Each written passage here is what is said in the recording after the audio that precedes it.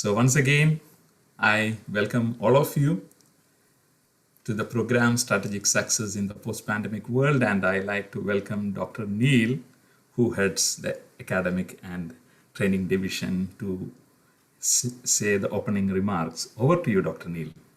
Thank you very much, Phoebe. Let me start off by thanking all the people that joined us in the webinar from outside of the EIBFS.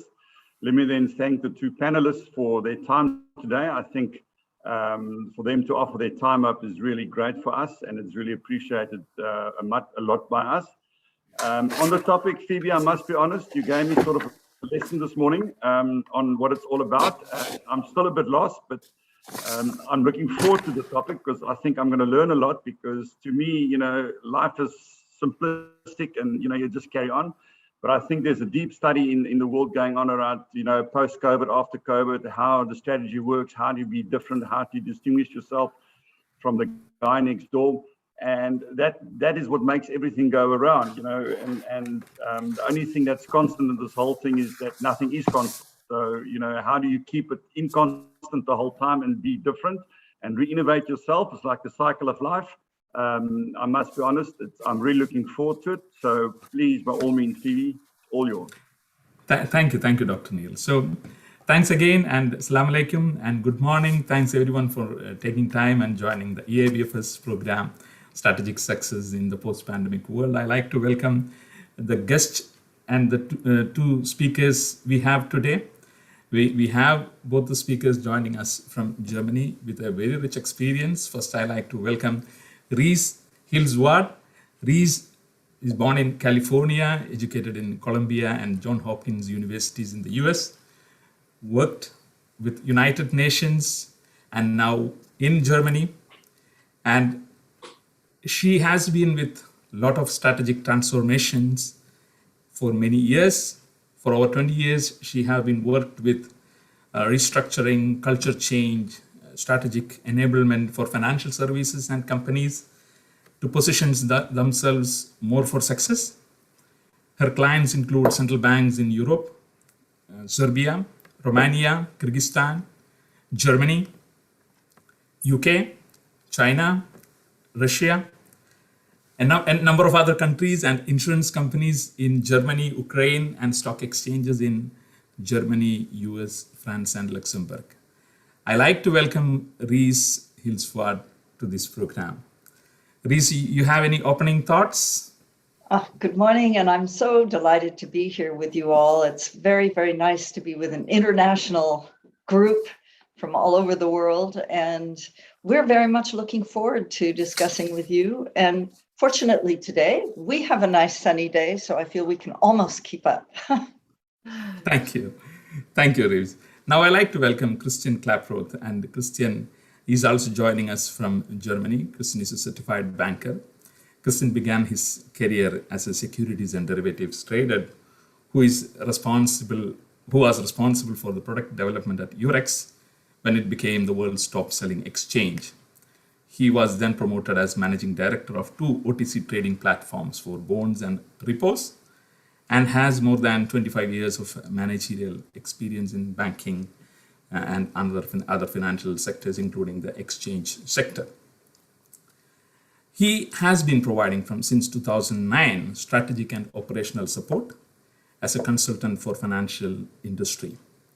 His services cover project management in relation to securities and derivatives trading, as well as information technology.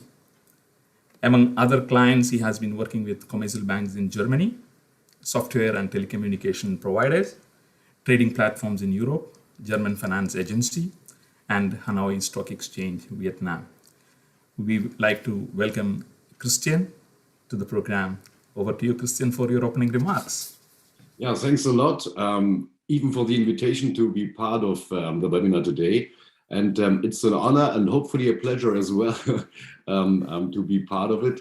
And as Revis mentioned, the weather is fine, and hopefully our webinar will be a success as well. Thank you, Christian. Over to you, both Revis and Christian. And thanks again on behalf of EIBFS. It is an honor to host both of you for the benefit and awareness of our community. Thank you so much. I would actually like to share my screen because we have a few slides to show you today. And so again, from my side, very much welcome to our discussions on strategic success in the post-pandemic world. You notice we're not saying the post-corona world. I'm afraid corona may be with us for a while, but I think we are on our way to a post-pandemic world, and that is what really counts. As Phoebe has very well presented the two of us, we'll jump over this. And I would like to tell you what we plan to discuss with you today. And I would like to say right from the beginning, if you have some questions, some comments, some thoughts on what we're talking about, please feel free to write something in the chat right in the beginning and throughout it. And we're happy to take questions. There will, of course, be questions, time for your questions at the end. We'd like first to talk about some of the challenges, and we will try to hear from you about your challenges. And then we would like to talk about the new normal. What is the new normal, and how really can it and will it affect our businesses? Then we go a little bit more in detail into the factors that we see as absolutely essential for every financial institution and why they are so important. We have a couple of case studies and a large number of examples to share with you today. Our last main point is about building resilience step by step and at a time. And of course, then there will be some time for your questions, your thoughts, and to discuss with you. So welcome. Right now, before we go any further, we'd like to ask you a few questions. Christian? Yeah, ladies and gentlemen, once again, welcome to our webinar today. And as Revis mentioned before, we would like to jump in our presentation. We would like to ask you 3 questions, which hopefully can be easily answered. And in order to collect and share your answers, we would like to use Mentimeter.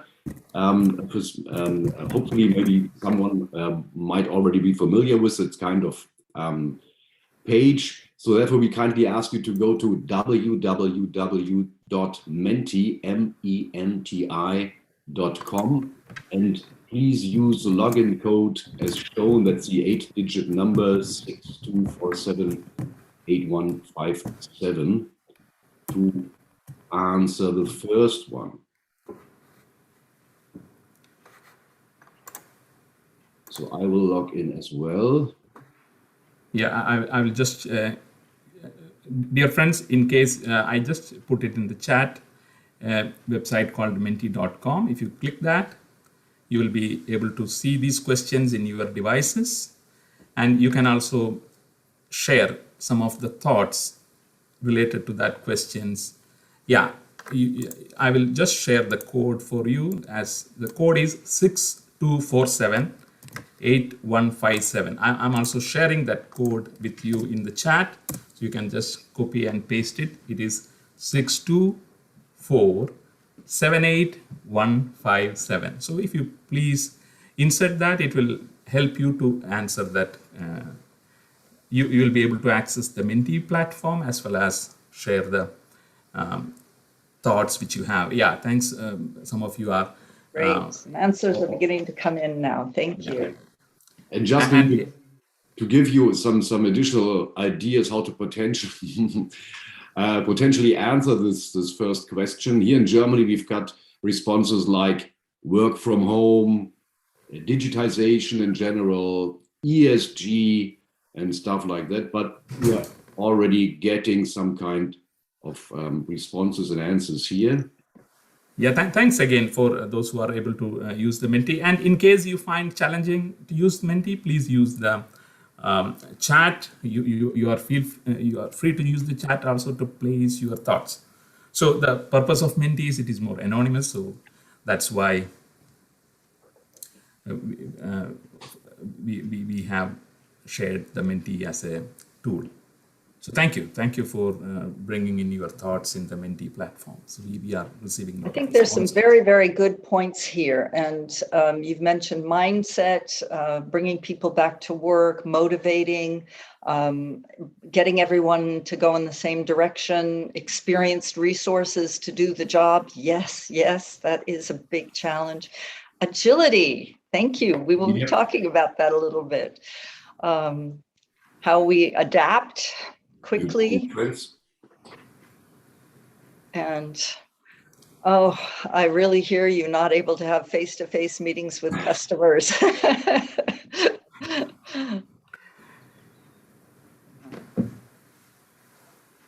Yeah, thank you. Like, how do we quickly adapt to evolving trends of the market? And work from home, which is a challenge, and adapting to the evolving trends, that is a really important thing, and the struggles and demotivation.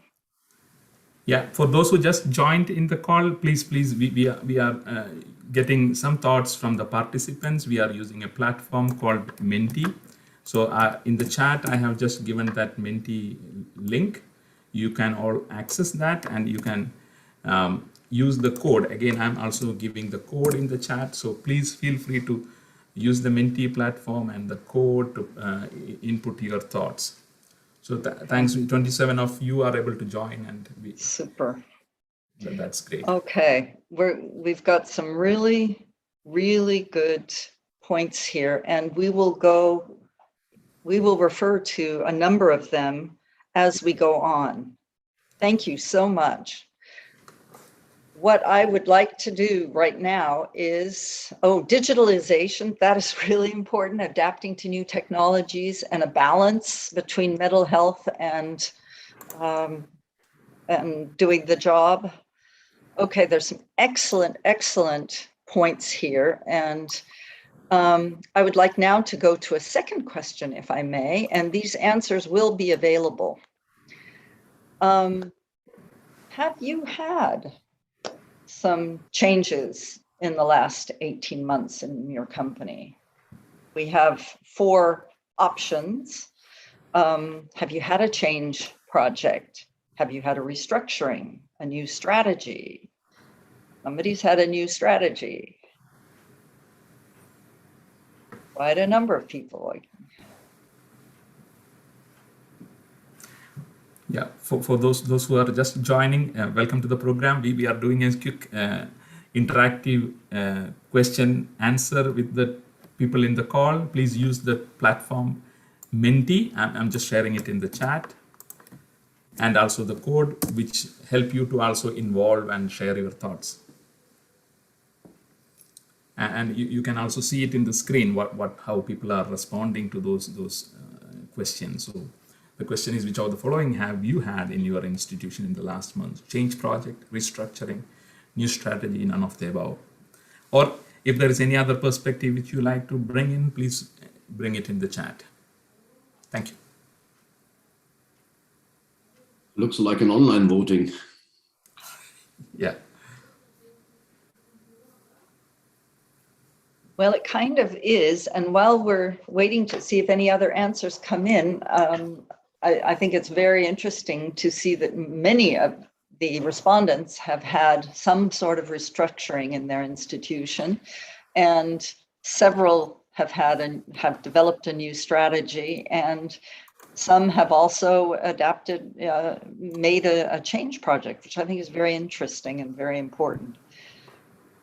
Before we get to the next question, I would like to put it into context. We will be asking about agile working methods. And here I would like to explain that I'm not less interested in a consulting buzzword than I am in finding out the extent to which you have been able to introduce flexibility, agency and autonomy for staff members, reduced hierarchy or quicker decision-making, more efficient decision-making, a rapid ability to respond to new developments, and so on and so forth into your daily operations. And for this, I'd like to give you quickly an example of a German insurance company called R&V Versicherungen. This company is 100 years old. It's conservative. It's been around for a long time. But about 3 years ago, they introduced a new department, which was digitization and organizational development. And they decided they would go this route, and they would start very, very small, and they would try to move in the direction of opening up, questioning critically the tasks that they had to do, and start looking very, very strongly at roles in their organization. And they did it in a very small way. You notice I'm not mentioning the word agile. They started with 3 or 4 units, and then they moved to 20 because people started to get interested in what they were doing. And so they started moving more and more in a direction. And as the departments began to see that others were doing this, they got courage, they got the experience, and they started moving themselves. So this is why I say, if we talk about agile, if you're not familiar with the buzzword, don't worry about it. But think about flexibility of working methods, and think about critically questioning tasks and concentrating on roles.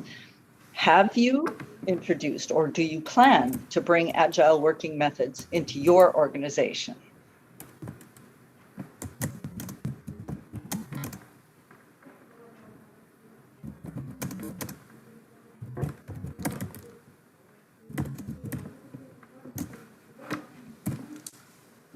Okay, some answers are coming in. Great.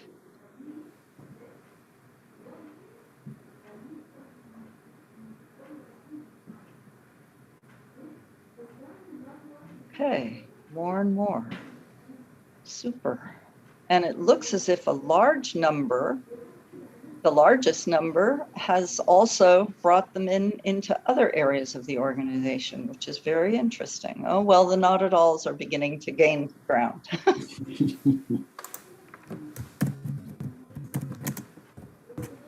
Great. Okay, thank you so much. As I said, these responses will be recorded and are available. Thank you. Now I would like to go back to our presentation and give the word to Christian.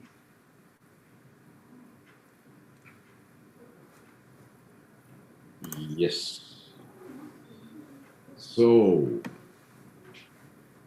starting with what is the new normal, and we build up 3 pieces here, and the first one we would like to call continuous flexibility, which sounds a bit like an oxymoron, but it has been mentioned already by Neil in the opening remarks. I guess that's something we have to live with, and keeping in mind this trend is based on our observations on what we've heard so far from our clients. And of course, it has been intensified by the pandemic. This thesis we split up into 3 key characteristics. And we want to draw your attention to the fact that not only the top management has to fulfill these requirements in terms of resilience, creativity, and innovation, the whole organization is affected and needs to contribute. Revis? The second main point of what we see as the new normal is what's called the war for talent. And as many of you noticed and mentioned in your comments on the challenges that you're facing, traditional structures are getting upended right now, and we don't believe that they will go back to the old normal. And at least one of you mentioned digitization, and you're absolutely right. Whether it's methods, materials, products, ways of working, it goes way, way, way beyond what we have known up until now. Another aspect is choice. And one of you mentioned also in your comments that some people are getting very comfortable at work from home and various other things. this is the trend that we are seeing, that it is getting harder and harder to attract the talent and the type of talent that we need and the quality and caliber that we need. And for that, the organizations themselves have to make more efficient and more appealing workplaces to be able to attract and retain this talent. And last but not least, this means new challenges for leadership. And leadership can no longer be what it has been traditionally for decades and centuries, top down, you do what I tell you. No, it's got to move into a more accommodating, supporting role and visionary role at the same time. So it is, the war for talent is heating up, and it is only going to continue. And that to us is part of the new normal. And then talking about permanent change, as Christian says, oxymoron, but it is absolutely true. Change appears to be coming in permanently. And this really means the ability to respond to new requirements and developments as they come up. And I would just like to mention the issue of regulation. Last week, I was in the German stock exchange speaking with a client. And they launched 5-6 months ago a project. And he and his staff have had to go 3 times this year to the German regulatory agency to explain each step of their project. This is no longer that you just go once at the end, you've developed a new important product and you're bringing it on the market and you make sure that the regulators are in agreement with it. No. They want information at every step of the process. And I think this is a sign for what is coming up, that regulators are getting more and more interested in more details and requiring more information. And we have to deal with that. And then, of course, the other side of regulation, which in our view will just continue to be the new norm, are the different international approaches. And you have, for example, the United States cavalierly says banks all over the world will now need to provide us with this and this information. And the European Union says, oh, well, we're not interested in that. We don't want that. And then other countries come up with other stipulations, and you have to deal with regional, national, international, and sometimes very contradictory approaches. And this, we believe, will continue and even get stronger as moving forward. Yeah, inventions. Regarding invention, I guess who would have thought some years ago that a little online bookseller would become one of the most valuable companies in the world? Tesla could be used as another recent example, and market disruption is also happening in the financial sector. Just think about PayPal, online trading platforms, or online crowdfunding solutions. And external shocks, I guess we don't need any specific example right now. We all learned that recently the hard way. But as we will see in a minute, even reputational risk through social media can act as an external shock and can have similar effects. Yes, in fact, I'd like to give an example on that. And we ask for your understanding. We will be giving several examples in this webinar that are not from the financial services sector, but we feel it's really, really important because that is one way to learn from other sectors, and they do apply to the financial services sector. A number of years ago, a US pizza making chain called Domino's, 2 staff members in some small kitchen of Domino's took videos of themselves putting something, which I will spare you the details, but it did not belong on a pizza. And they took videos of themselves putting that on the pizzas. Those videos went viral, and Domino's lost 1/3 of its market share practically overnight and spent years rebuilding trust, with its customers and trying to rebuild all that was lost through just those simple little videos. That is the risk of social media. And I'd like to talk about some of the risks that we believe are here to stay and that we need to think about, and that to underline what we're talking about in a minute. This is a headline I've seen on, I don't know how many financial newsletters, because this is one of the biggest risks that is seen all over. From PricewaterhouseCoopers, you have an article on corporate espionage and how to respond to the threat. And this is coming from the employees. Or from the Harvard Business Review, the biggest cybersecurity threats being inside your company. And this, in an age of hackers, in an age of ransomware, the biggest threats inside your company. And then this from an Australian recruitment agency: avoid being sledged on social media by your employees.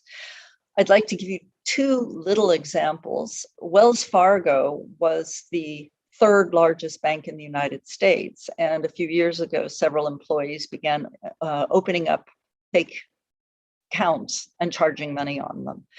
And they suffered extreme reputational risk. Well, one can regulate that perhaps. However, Foxconn, which is again outside the financial services industry, in Taiwan, they are a large electronic and computer part supplier. Several years ago, there were reports of their employees committing suicide because of poor working conditions. These reports went around the world, and Foxconn was practically put out of business because major contracts were canceled due to this. So it is something that needs to be taken care of. Now you're all saying, well, that's great, I know all the risks, but what can we do about it? And what I would like to just give you a few little examples of things that can be done. And this is not prescriptive from us. We're not saying you should do this. We want to give you things to think about that might be helpful for you. So one of the first ones is a work time experiment that was conducted in Iceland over 3 years. A large number of companies in that country participated. They cut the working hours from 5 days to 4 days a week for the employees, no change in the benefits. And during that time frame, they saw that actually the productivity increased of their employees. And we're talking across multiple sectors of the economy. So this isn't just loading boxes or something. Productivity of employees increased due to their thankfulness at having to work fewer hours. Stanford has created a study. Now, I give you the truth. It was done in China, and it was on a 16,000 staff call center. So you can say that may or may not be relevant to my business. Still, they showed that work from home increased productivity by 13%. And they could measure it on all the metrics of the call center. And I know one of you wrote in your comments on the Menti questionnaire, getting people back to the office. And I understand that it is very important to be able to get people back to the office. One might think about a hybrid possibility, depending on the individual requirements of your organization. Just a thought. Oxford University and British Telecom conducted a study where, surprise, surprise, they found out that people who are happy at work are 13% more productive. And they did this on companies across multiple sectors and in several countries. And so now I'd just like to give you, in terms of culture, a couple of thoughts. Southwest Airlines is a startup, and it's known as a cheap airline. So it's not one of these long established airlines in the United States. And when they started, they created a set of values, and they said, these are the values we are really going to live by in our company. And these are our goals and this is our vision. And they schooled their people in it. They made a real point of making a values-based management. And lo and behold, Southwest Airlines has one of the highest loyalty of their employees of airlines in the world. They are growing and becoming a major threat to some of the major established airlines. They must be doing something right. And that's because customers and employees alike feel these values, that they are valued themselves. Last example in terms of opportunities is Warby Parker and Zappos, again, not in the financial services sector. Warby Parker is a glasses producer and Zappos is an online shoe store. However, both of these have really, really paid attention to having an enabling and an open corporate culture. And this corporate culture has made them valued employers. People line up to get jobs, and qualified and talented people and the kind of people that we want in our organizations line up to get jobs at those companies. So they're doing something right. It's something to think about. Very quickly, a couple of you mentioned some of your challenges, and I really understand and know that it's very difficult to attract good talent. And McKinsey carried out this study just a couple of months ago, and they found out that 40% of employees are really getting ready to leave their jobs. This is massive. And just to give you a little background on the study, in white collar professions, it was actually 41%. And they did the study of over 6,000 employees in 5 countries across the world. And I want to put that into relation to what it costs to replace people. And we're talking about physical costs. We're not even talking about the emotional costs, the time costs, the productivity loss costs. These are just the physical costs. Training, getting somebody up to speed, let alone the whole recruitment process. It's something to think about. And this is a quote from the study, which I think draws it all together, that people, and part of it is, I know that in the Emirates, with the wonderful vaccination campaign, there was a very, very good attack on COVID in the beginning. And still, there are a lot of people who are grieving, and it's kind of a mass trauma for society. And it's something for us all to be aware of. And this means that employees need a sense of purpose. So it's very important to communicate the purpose. They want connection and they want to feel valued. And I think that helping them to feel valued is a really, really important issue at this time. So we are coming to the factors that we consider to be most important in this issue. And speaking of governance, and I have to say that it's not just compliance. Compliance is the easy part, I'm afraid. Governance comprises all of the decisions that are made, large and small, on a daily basis in the company. And what we have found out is that when they are values made and not made according to the interests of the decision makers, that has a huge impact on the attitude and what is going on and the loyalty of employees in the company.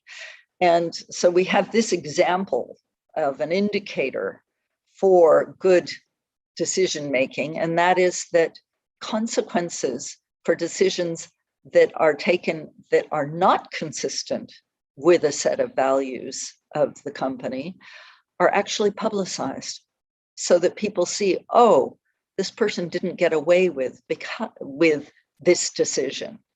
Because in fact, what is culture? What is company culture? Company culture is the actions and the behaviors that are tolerated in the company and that are acceptable in the company. And these are written and unwritten rules. And if you have a culture of respecting a certain set of values that are well communicated, I'm not talking about posters on the wall.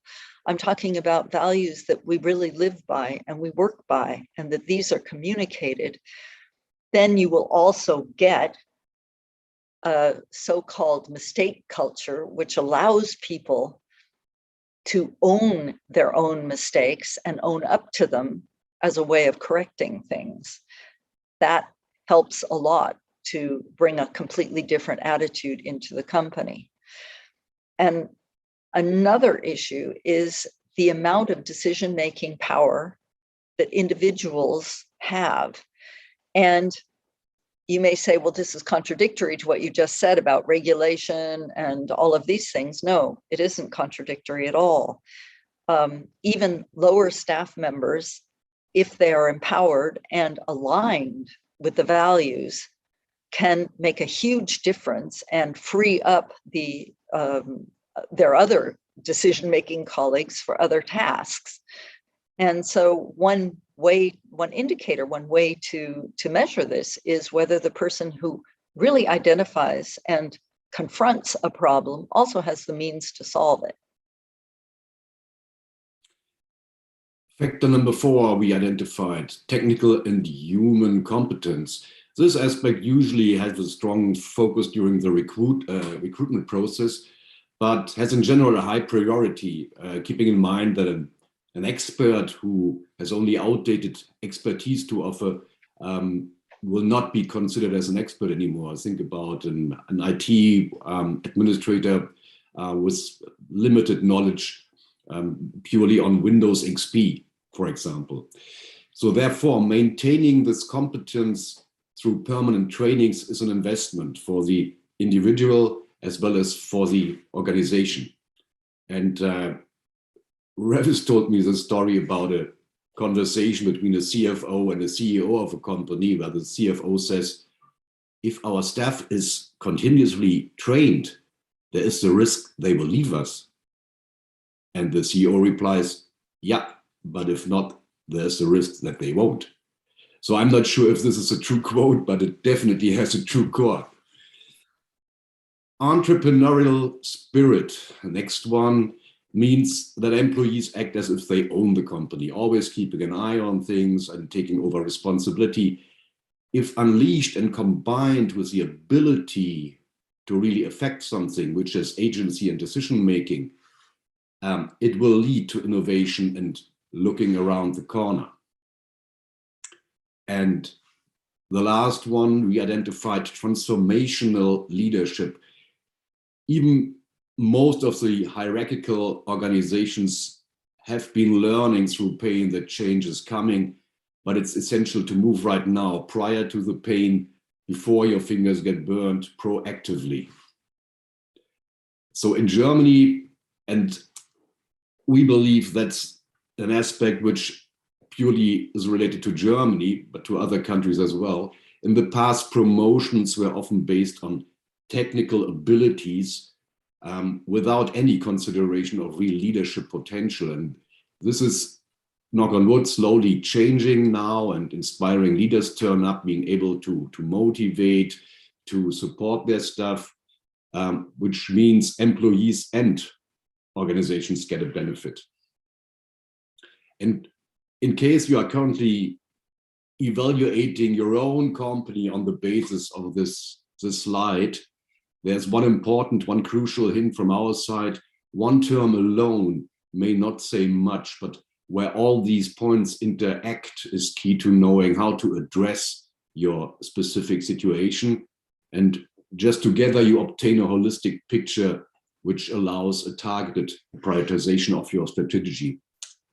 So at this point in time, we would like to share with you 2 case studies. The first one is the Vietnamese bond market.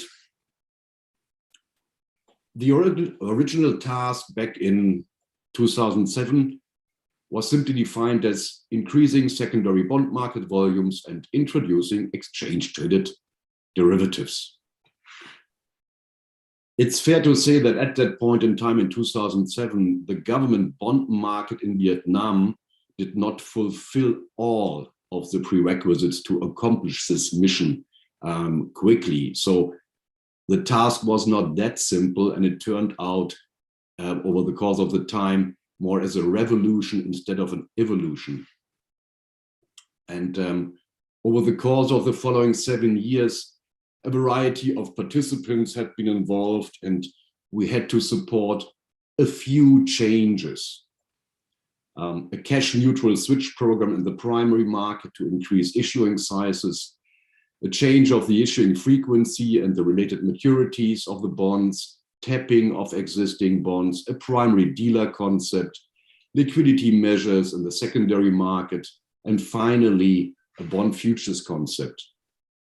And just to give you a flavor, just the cash neutral switch took us almost 1 year to convince the Ministry of Finance on one side and the market participants on the other to really take that effort and the workload to buy back smaller issues and selling once again bigger bundled bonds. And this workload would be overcompensated by the increase of liquidity, turnover in the secondary market, and also acting as one of the prerequisites to introduce repo or derivative trading. But that was just the content side of the project, or the what to do. The real challenge turned out to be the how to do it aspect, or what I call the human factor. We had to ensure information and knowledge flow between different people, different companies, but we also had to define roles, responsibilities, and skills of the staff. So we set up job descriptions for product development, market surveillance, market supervision, and of course we hold seminars to train the people. But nevertheless, there still was a substantial lack of knowledge and experience with these issues for all market participants, and therefore we suggested HNX to team up with another regional exchange as an educated and sophisticated partner with some kind of cultural affinity. And as a result, they established a regular dialogue with the Stock Exchange of Thailand. And this cooperation led to an iterative process to build up knowledge and also getting a better understanding for the role definition we jointly developed for the staff members of the exchange. And another factor, in 2015, the Hanoi Stock Exchange joined the United Nations Sustainable Stock Exchanges Initiative, called SSE. So, to cut a long story short, lesson learned: no matter how well you create a product on paper, to make it successful in the flesh, your producer as well as your clients need to be able to really handle it. Or in other words, even Leonardo da Vinci and Steve Jobs needed some helping hands.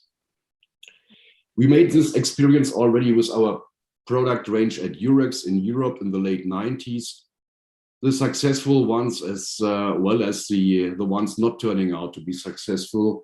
Another example, at the time we introduced the Eurostoxx 50 derivatives in 1998, so in the light of the upcoming Euro. We spent almost 6 months of discussions with the index provider, with market participants, to jointly define the ideal contract specifications in order to reach a broad acceptance by the market. And it has been, and still is, a huge success, these products acting as a European benchmark.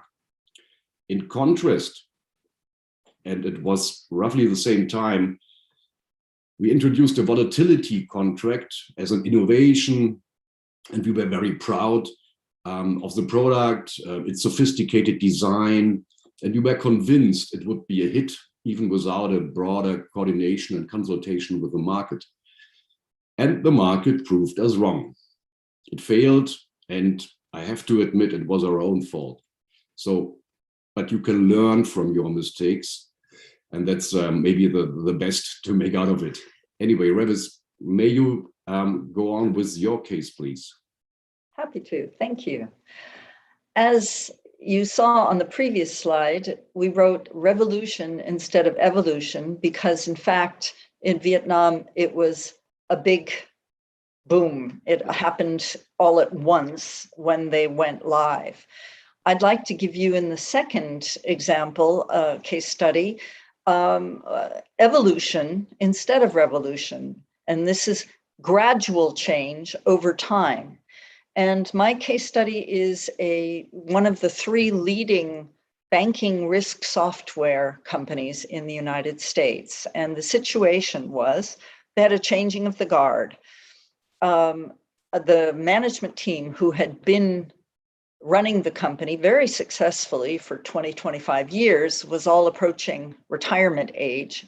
And they knew that a whole new management team was going to have to come in within the next few years. An interesting aspect of this was that HR was actually reluctant because they were part of the old guard. And when one started talking about change, the HR manager became very defensive and was a little bit concerned that it would look as if he hadn't been doing a good job, which wasn't at all the case. It just things had changed. However, they were confronting the situation that they had high turnover and quite a level of dissatisfaction among younger staff who wanted to see things be different. And they were having increasing challenges with recruitment. And so they decided to create a 5-year strategy to address these issues. And so the most important and the first thing that we had to do was to really understand what are the factors, what's behind the issues. And to understand these factors, we used a tool that we have created that does an assessment of the whole gamut of human capital and human capital measures in a company. And it takes a look at resilience and future proofing, recognizing both the strengths and the potential for improvement, and comparing how strong a particular organization is with others on the market. And so that gives a kind of orientation. Where are we better? Where are we less good than others?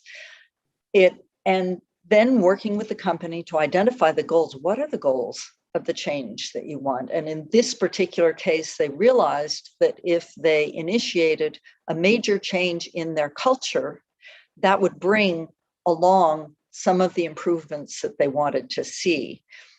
And of course, that's the group strategy and HR were in the driving seat. So there, you bring them along and then nobody is left out and is making an issue. So I would like to show you, and I would be delighted if in the chat you could mention if any of you has faced some of these issues in your companies, a lack of accountability, unclear responsibilities, silos. Has any of you had to deal with micromanagement or staff that waits to be told what to do? I would be very, very interested in having comments in the chat and hearing what you might have to say on that.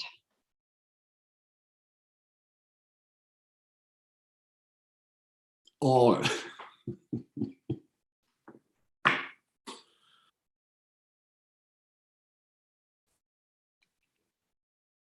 So in any event, this was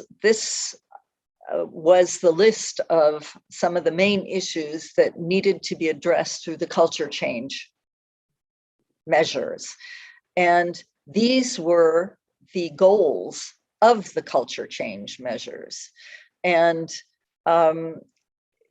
something like, you'll never get rid completely of the fear of making mistakes.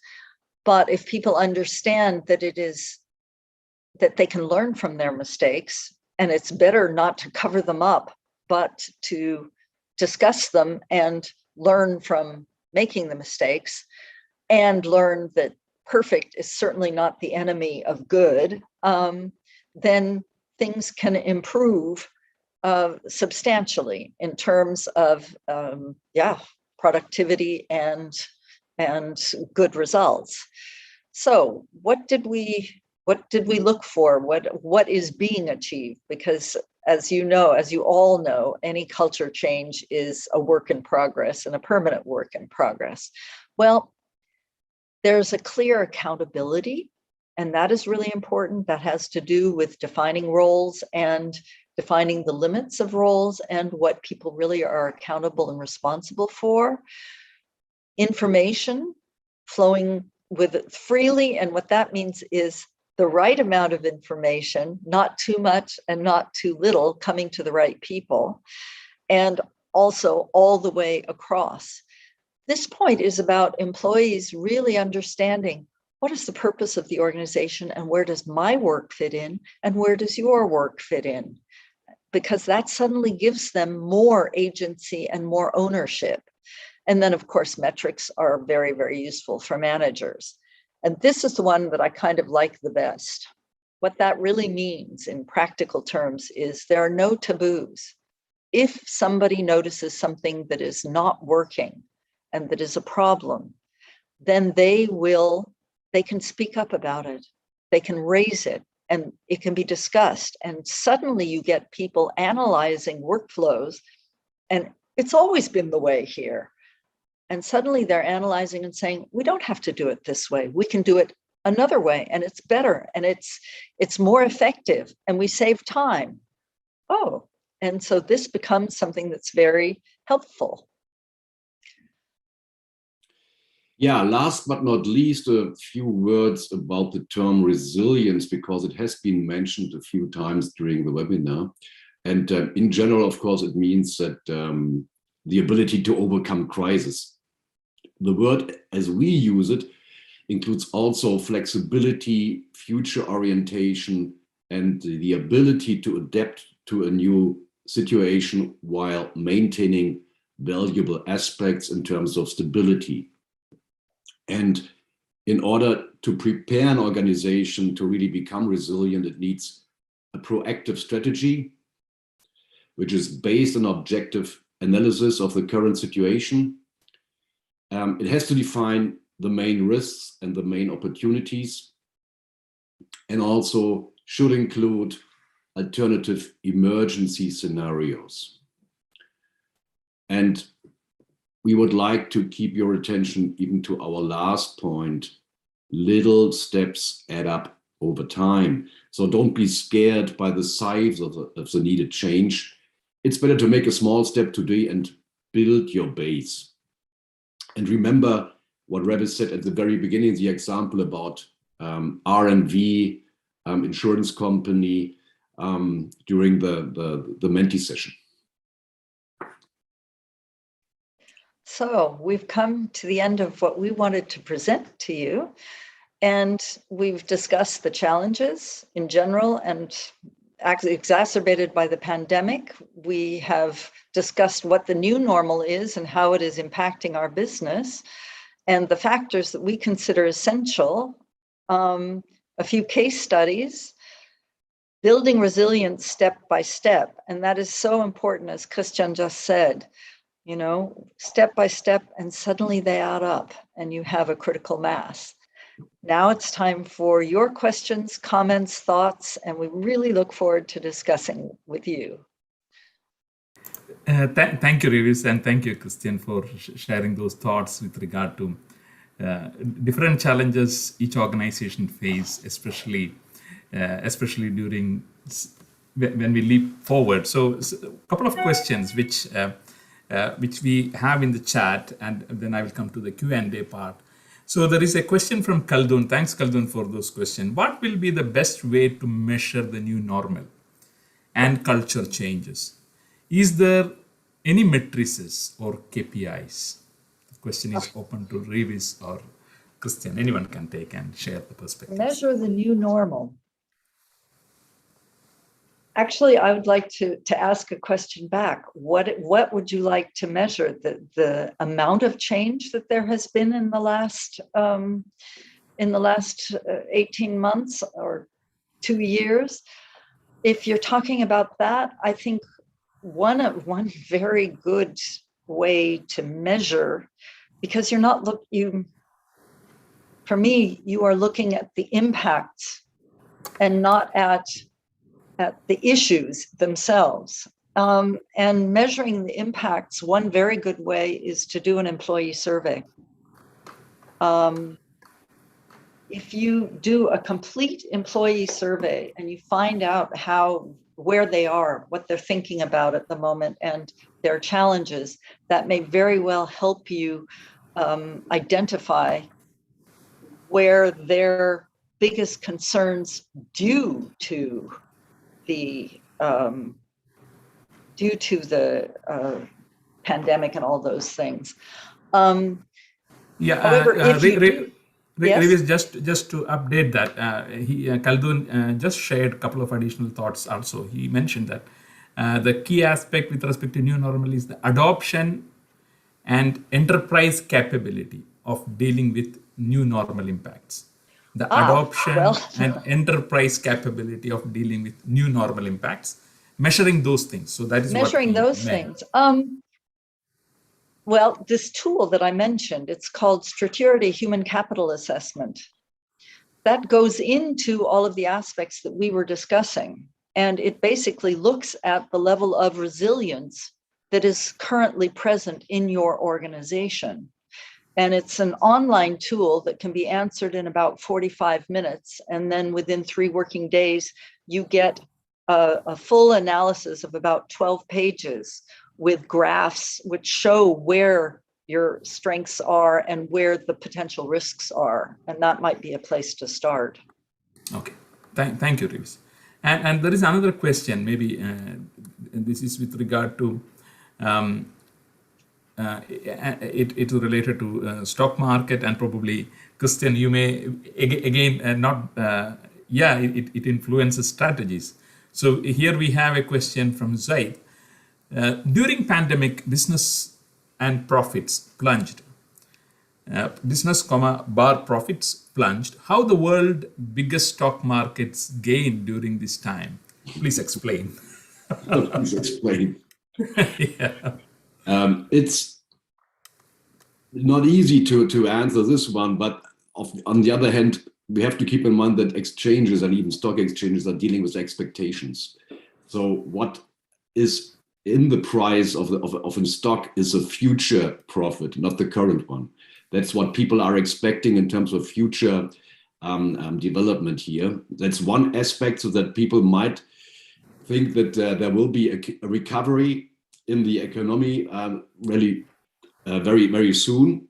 That's what people expect by driving share prices high. That's one aspect. And the other one is looking about alternatives. If you invest money, it's very hard right now to gain some attractive yield. And that's also a reason why stock markets worldwide were going up, despite the fact that the real economy made a large drop down, recovered already in some parts. But this might explain, but we're talking about dealing with expectations.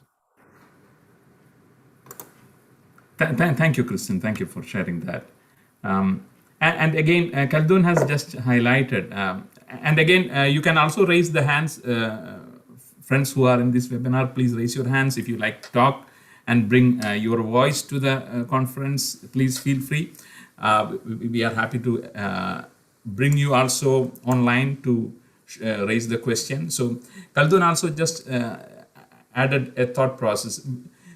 Do you feel, but don't you feel surveys are a bit subjective when we look into the organization? So, thank you so much for raising that question. That is a really, really good question. And I'm afraid I'm going to talk a little bit because I think this is so important. To answer directly, yes, they are subjective. And however, and that's what makes it interesting. And I have 2 important thoughts on this for me. One thought is, one of the things that we've done, and it gives very, very interesting results, is have, for example, 3 different people in an organization answer the same survey. And what happens is sometimes the answers are a little different. And what you notice is the higher up in the organization the respondent is, the more optimistic it would appear. And then if you get a consolidated version of the report, that starts to look, and often what we offer is like a couple of hours of online discussion to really go through with it and elucidate what are the issues, what is really behind it, what are these, how these interactions between all these different points impact the business, and why are there a couple of surprises, which there always are in the responses. And we discuss with them, and suddenly they understand why some of the answers are not what they expected, or why somebody else may have answered in a less positive way, which gives rise to the specific to-dos, because it may be an issue of communication. The other thought that I had, and this is really important, is if you have a survey and you collect this information, it's a real analysis, basically. If you collect this information and then you look at where your organization is, then you have very, very specific to-dos, things where you can make a big difference by introducing a particular measure. And it allows you to really get started in the process of transforming your organization. And that's why, yes, they can be subjective. However, you often find that there is some little difference that you weren't expecting that betrays a little bit the real situation in the organization and what you need to do. I hope that answers your question. Thank you, Revis. Thank you for that. And here I have another comment from Khaldun also. He just highlighted, he's sharing his feeling that I feel getting the people feedback on continuous assessment and online discussions along with management skip meetings will help more. So that is one of his perspective he has shared. May I just say one word to that, Phoebe? Because I think that is important. And Please, I agree with you that it is really important to do it on a continuous basis as well. Yeah. So thank you, Revis. And we have a question directly to Chris from Hassan. Thanks, Hassan, for the question. And the question is, what's your thoughts about digital currencies and crypto trading, which became very trendy and boomed post the pandemic? Is it the new awaited crash, or it is the future? So again, very, very critical aspect for many financial institutions in developing their strategy. I think. Yeah, I guess we're leaving our topic a bit right now. Yeah. Some other points on the agenda. And I have to admit, without really being an expert for crypto trading, maybe the same as I said before, it's about expectations. As far as crypto is concerned, it's even more difficult because you haven't got any underlying economy where these cryptos are really based on. So it's more or less, once again, an alternative to traditional investments. And that makes it very, very complicated to foresee the future here. The prices are quite high. We already saw some substantial drop downs. We're not talking about crypto in general. You have to differentiate between different currencies here. So it's very hard to know the future here. And if I would invest right now. Thank you, Christian. Yeah, it is out of the context straight away, but thanks for giving your take on that. And just a disclaimer, this is not an investment advisory session, just for all of you. And thanks for that question, Hassan. I have another question, which is coming from Kushbu Kumari. Thanks, Kushbu, for that question. The question is, pandemic changed everything. How you consider remote working as it should be, continued or not? I believe very much that that depends on the particular needs of the organization. But what I have seen in Europe and the US at the moment has been very much that organizations that are in tune with what their employees need are simply moving towards a bit more flexibility. And what that means is a much more hybrid form of working, that for those who need it at that moment, if their roles allow it, that they can work from home and join meetings, and you're getting a lot more hybrid meetings where it's on Zoom or Teams or whatever it is at the same time as you have a few of the colleagues in the office. At least here in Germany, many of the companies that I'm going into still have some kind of restrictions on, for example, the number of people who can go into a meeting room. So it is helpful to be able to have a few colleagues working from home, because they don't then exceed the number of people going in. More importantly, I mean, that's more logistic. More importantly, I think it's really important to take a look at the roles. There are a couple of things. One is the roles and what they require, how much interaction and creativity. It's well established. Employees are more creative if they can talk with each other, if they can see each other and do a little brainstorming. So that speaks for the return to office.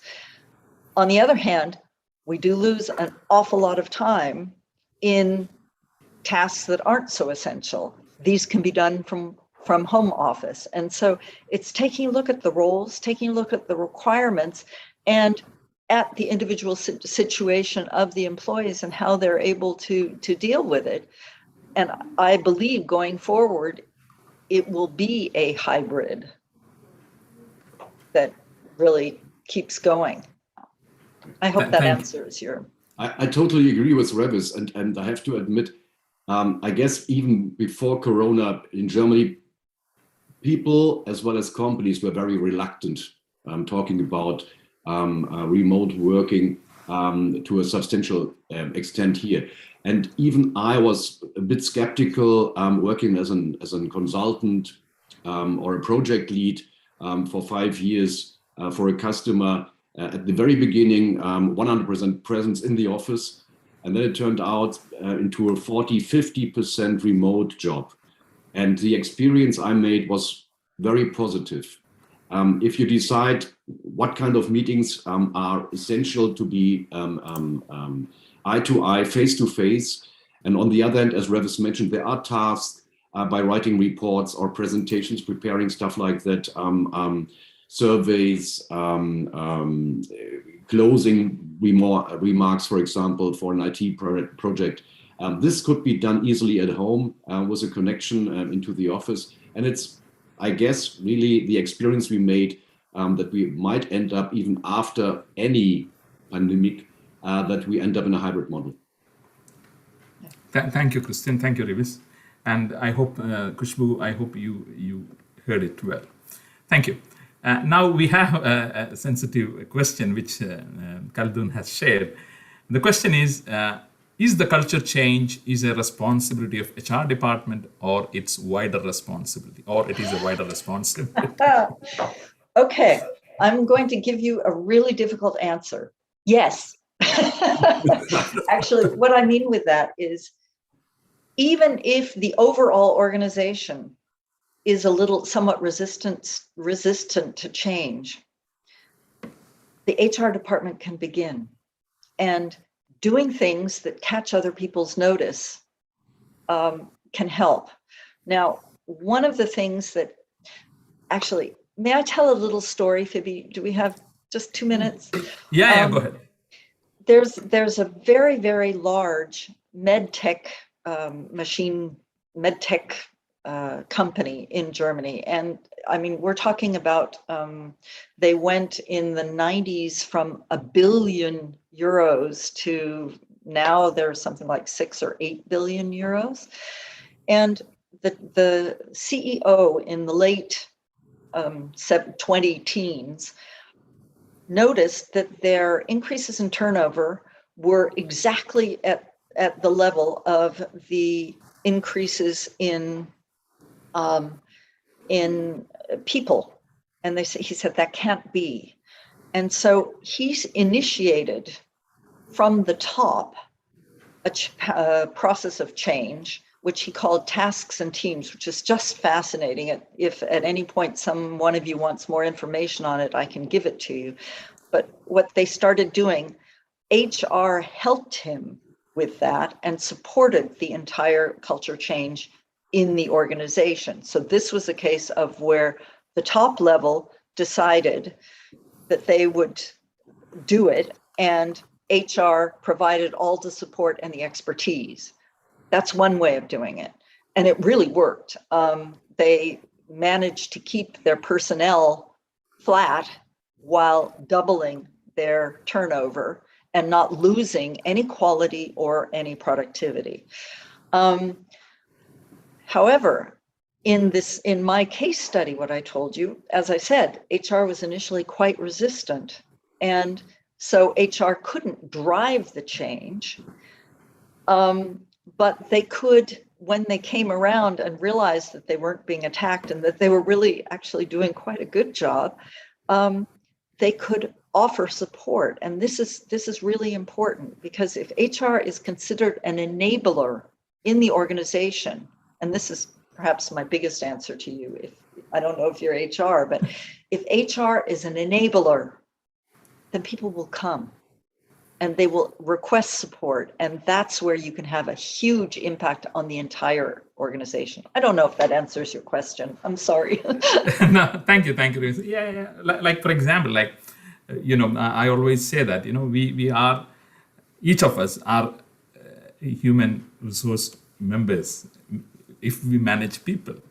I will say that if you have 10 people reporting to you, the organization is giving you that much resource in the form of 10 people. So imagine the money costs which the organization is spending with regard to salary, with regard to perks, with regard to allowances, etc. And if we calculate it in monetary terms, so everyone is responsible with respect to the change process, and HR as a function which holds it can drive it better.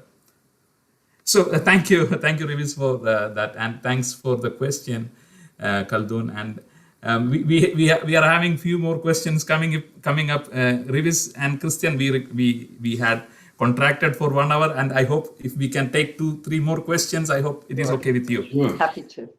Yeah, thank you. So now we have a question which is from Troy. Thank you, Troy, for the question. Pre-pandemic, work from home was the new normal, and now return to post-pandemic is now gaining momentum.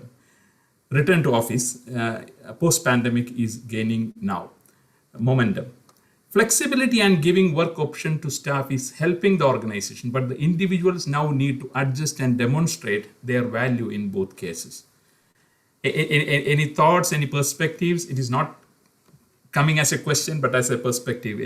Sure. No, I think it's a very valuable comment, and it's really true. And perhaps my response is a little provocative, because I say I think both have to demonstrate value.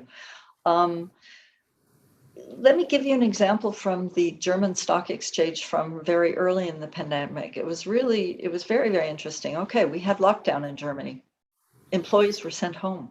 They couldn't come into the office, and so it was work from home. They had previously not had work from home. And I'll be very honest, the directors of the stock exchange really wanted staff to come back, because they felt that they would lose value from the staff if they were at home too long. And they kind of learned over the months of the pandemic that the quality of the work wasn't suffering.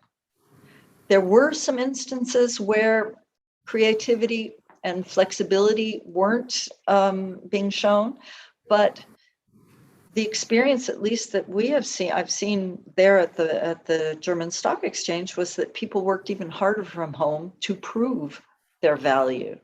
And my question to you, this is why I say I'm a little provocative, you may want to reflect on in your organization if people are being adequately motivated, if they're in the right roles, if they understand their roles correctly, if you are concerned that they are not offering the value that they should, because there may be something below it that is important for you to look at. Just a thought. Thank you, Reeves. Another aspect, maybe to add on, I guess it's even a challenge for the management and for the leaders, and even people being responsible for employees have to prove maybe that they are able to manage them remotely. Without having regular meetings, regular feedback, regular feedback sessions here. So I guess it's both sides have to learn and to take value out of the different cases, remotely or in office. And in the office, that's the experience we gained. Work from home, that's a learning curve we're still in. Thank you, Christian. Yeah, it is a learning curve we are still in, and we don't know how it evolves. Thank you, Christian and Reeves. Now we have another question, and again, Rashid, that is a wonderful perspective and a question which you are sharing. Does a pandemic occur by design, or is it merely a natural phenomenon? Are we compelled to live in a digital age? If so, are we supposed to quickly adapt to it? Are we supposed to? Quickly adapt to it? Very good questions. Perhaps my answer to the first part of your question is, I'm not sure that it really matters whether it was by design or by nature, because we all as a world have to live with the ramifications of it. And since I can't impact where it came from, the only thing I can really impact is how I deal with it. And so I feel that it's really important to take a look at how we are dealing with it. And in a similar way, I talk about digitization, which is a completely different kettle of fish, but it is still, as we mentioned, as part of the new norm, it's coming upon us. And there are a lot of things that I would love to change, but there are a number of things that I can't change. And this is why our plaidoyer that you support your staff and your people in really learning to deal with these changes that get thrown at us. There's a kind of consultant saying, they talk about a VUCA world, volatile, uncertain, complex, and ambiguous. And in some way, I think this is correct. This is what the new norm is having to deal with that. And it makes it easier. It makes it less challenging if one can find the flexibility to take things in stride and say, well, I will change what I can, what I have power over, and I'll leave the rest because I can't deal with it. I can't change it. I hope that answers your question. It's a good question, though. Yeah, it is a wonderful question. Thank you, Rashid. And Rashid, I have a continued question. And again, this is with respect to the new phenomena, which is called the metaverse. Will the adoption of metaverse result in the destruction of real estate? The metaverse, which was recently introduced by the Meta, the company new name of Facebook. So he's keen to see what kind of strategies to be adopted as and when we move to metaverse, resulting in destruction of real estate. Any thoughts? I think I'll give that to Christian. Yes, thanks a lot. No idea, but yeah, it's difficult, I guess. No, I like to maybe just an additional comment on the pandemic design or natural, and do we have to live in a digital age? I guess what comes to my thought here was that that Corona was more or less a catalyst or an accelerator of a digitization process which happens anyway, and we learned that again the hard way the change is going on already, not just going to come. It's currently going on. Thank you, Christian, for that perspective. And I think I will close it with two more questions. We have a questions which came in the Q&A by Catalin. Catalin, thanks for the question. She is referring to maybe Revis, you mentioned about a tool which was used. What tool was used for this assessment? Example, measure resilience and future proofing. What was?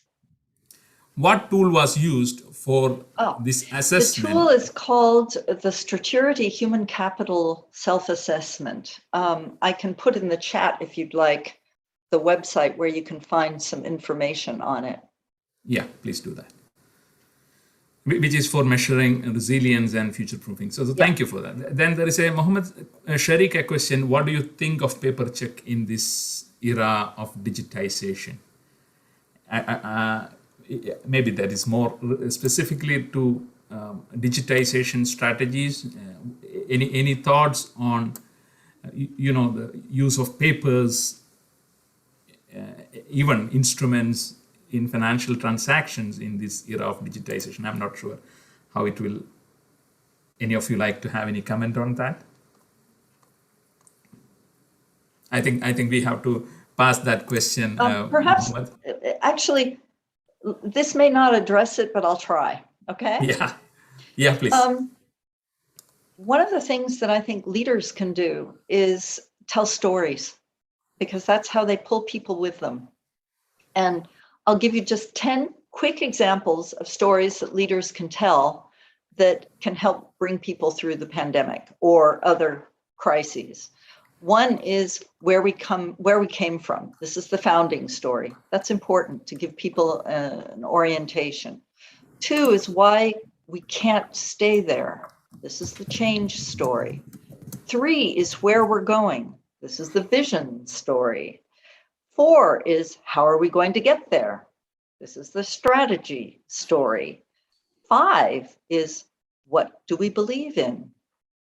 I've talked a lot about values. This is the values story. 6 is whom we serve. This is our customer story. 7 is what do we do for our customers? That's the sales story. 8 is how are we different from our competition? That's our marketing story. 9 is why I lead the way I do. That is the leadership philosophy story, and that's an important one too. And 10 is why you should want to work here, and that's your recruitment story. Wow, that's powerful and very, very helpful. And with final questions from Kushbu, we will close. The question is, do you think there should be a difference in performance chart to analyze the performance of those individuals who are working remotely and for those who are working in an office? So this is more, again, I will summarize more related to... I suppose it's a reference to KPIs and things. And I think if I helped a Vietnamese bank set up a system of KPIs for their front office staff. And what we found was really, really important to really find out if they understand what is required of them. And so often employees don't really understand what is required of them. If they understand what's required of them, then you can set KPIs and then you can measure how well they do with work from home or with working in the office. But it's most important to start with really their understanding of what is expected of them and their role. Thank you, Revis, for sharing that. And with that, I'm just closing. Kifa, thank you for the question. And I'd like to welcome Dr. Alan Baby. Dr. Alan is our head of Center for Training, who will be doing the honor of closing the session. And from my side, Christian, Revis, thank you for joining. And thanks, Anish, and thanks everyone for the engaging thoughts in the chat, for joining us today. And Kifa, I'm not taking that question, and hopefully we will address it at a later stage. Thank you, Dr. Alan. Over to you. Thank you, Phoebe. Thank you, everyone. Ladies and gentlemen, it is our pleasure to host you and this particular webinar. And a great thanks to Revis and Christian for joining us. And, it was a very thought-provoking discussion, and especially the 10 stories, I couldn't actually get time to note it down, but it was really, really interesting. And the fact is, I think going back, let's all go back to the same story and believe that some of these new things are here to stay, and these are permanent changes, and these are not, transitory in nature. Many things have changed for good. For us also as a business, we used to run 100% classroom sessions. From there, things have changed, and it's not just EIBFS, it's across the world. Training industry, executive education has undergone a massive change. So things have changed, and I don't think things are going back to normal. Taking your thoughts further, I happened to see a nice cartoon on Twitter. It was like, somebody was appreciating someone about the digital transformation of the company. So the question raised was, who was responsible for it? Is it the CEO, COO, the Chief Information Officer? The answer was none of it. It was COVID, So had COVID not been there, nothing would have happened, So probably a plan, something should have happened 10 years down the line, has happened in 21. Just because of this disruption and the fact that it forced people to accept and adopt to the change. And change is always real, and change is, what will remain. So thank you all. It's our pleasure to host you all once again. And may I also use this opportunity to tell you about the fact that EIBFS has announced its 2022 annual training plan. We have a lot of programs in the pipeline, a lot of interesting programs. We have introduced EIBFS International Professional Certifications in collaboration with the Chartered Banker Institute in UK, covering 14 different areas from fintech, analytics, risk, credit, compliance. So may I use this opportunity to spread this information to help you understand this, and request you to spread this information among your teams so that everyone benefits from this. Thank you all once again, and wish you a great day. Thank you so much. Thank you. Bye-bye. Thank you. Thank you. Thank you, Christian. Thank you, Rivis, for joining us today. And thanks, everyone, for staying long. Even though we initially planned for 1 hour, you all were there together. Almost 100 plus members joining us from different parts of the world. And this session is also uploaded in the EIBFS YouTube channel. So please, in case you want to visit the stories which Rivis mentioned, it will be there. It will not be missed. So any feedbacks, any thoughts, reach out. We are there in social platforms. Share your thoughts and any specific new content or new subject which you like to have as a webinar, as an outreach event. Happy to do that. Thanks again, Christian, and thanks again, Rivis, for taking your time. Good day.